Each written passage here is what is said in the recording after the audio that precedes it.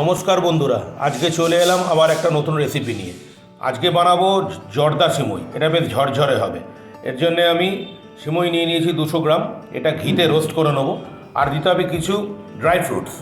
এখানে আছে শুকনো নারকোল, কাজু আর কিশমিশ। এগুলোকেও ঘিতে রোস্ট করে নেবো। তাহলে চলুন শুরু করা যাক। কড়া গরম করে নিয়েছি, কড়াতে দিয়ে দেবো 1/2 চামচ ঘি। এতে ড্রাই ফ্রুটগুলো রোস্ট করে নেবো। ঘিটা গরম হয়ে গেছে, এতে প্রথমে শুকনো নারকেল কুচোগুলো দিয়ে দেবো। এবার দিয়ে দেবো কুচো করে কেটে রাখা কাজু। শুকনো নারকেল আর কাজুগুলোকে মিনিট দেড়েক মতো নাড়াচাড়া করে নিয়েছি। এবার দিয়ে দেবো কিশমিশ।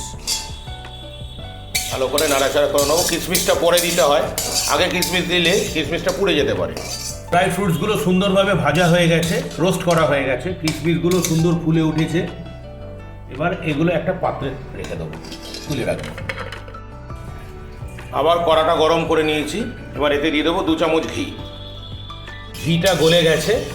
এবার সিমুইগুলো এতে একে একে দিয়ে দেবো, একটু ভেঙে নেবো, দিয়ে এগুলো ভালোভাবে রোস্ট করে নেবো।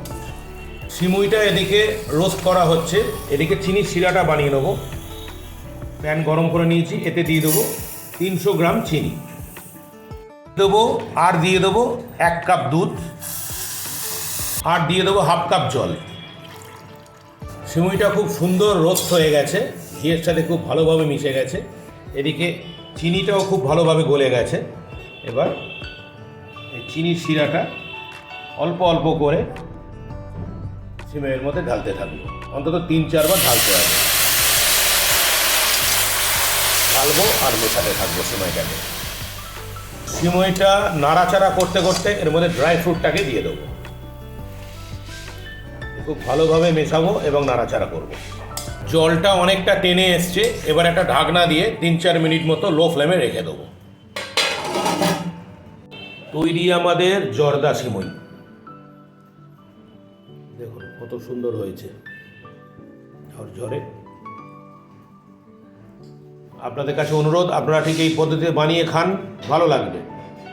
এবং যারা যারা আমার ভিডিও দেখছেন তাদের কাছে আমার অনুরোধ, প্লিজ আমার চ্যানেলটাকে সাবস্ক্রাইব করে দেবেন।